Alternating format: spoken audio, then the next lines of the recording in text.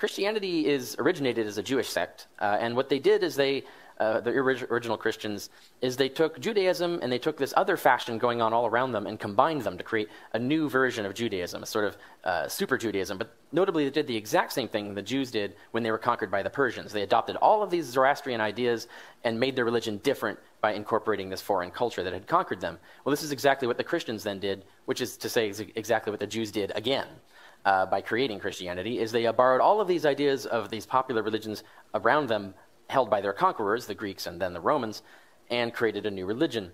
And some of the gods that their new god or their revised sub-god would be based on, the son of God, right, is all of these sons of God, except the one on the end is a daughter of God. Osiris, Adonis, Romulus, Zalmoxis, and Inanna are just the ones that we know for sure had resurrection cults prior to Christianity. There are many other similar gods that could be put into this category, but they're harder to date.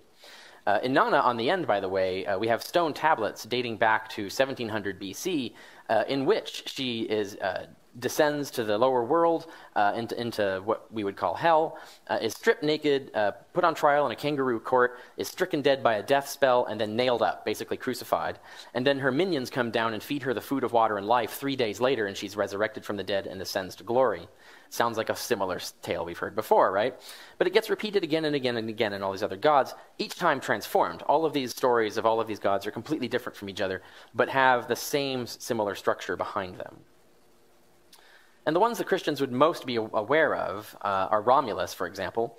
Roman state god, his death and resurrection was celebrated in annual passion plays, actually called passion plays. They were actually acted out, the death and resurrection of Romulus every year. It was a Roman state religion. Osiris, Egyptian god. Those baptized, yes, baptized, into his death and resurrection are saved in the afterlife. Sound familiar? Zalmoxis is a Thracian, possibly Celtic god. His death and resurrection assures followers of eternal life as well. Zalmoxis was in Herodotus. Their cult is described in Herodotus, and Herodotus was one of the main school texts that would be used to teach how to write for advanced writers who are writing at the level of the writers we see in the New Testament, who are writing in Greek, which means we can be absolutely certain that the authors of the Gospels read Herodotus, because everybody read Herodotus if you learned how to write Greek that well. And therefore they would know about Zalmoxis. It would not be a coincidence. And of course, Egypt is right next to it, the Holy Land, quote unquote. Therefore, Osiris would be well known to them. And of course, they were conquered by the Romans, so they would be familiar with Roman ceremonies as well. But what all these gods do have in common, including Mithras and the other ones, they are all savior gods. They are all the son of God, or daughter of God. Some of them are women. They all undergo a passion, using the exact same Greek word, by the way, which means suffering or struggle in that time. They all obtain victory over death, which they share with their followers. They all do this with some form of baptism or communion, or both.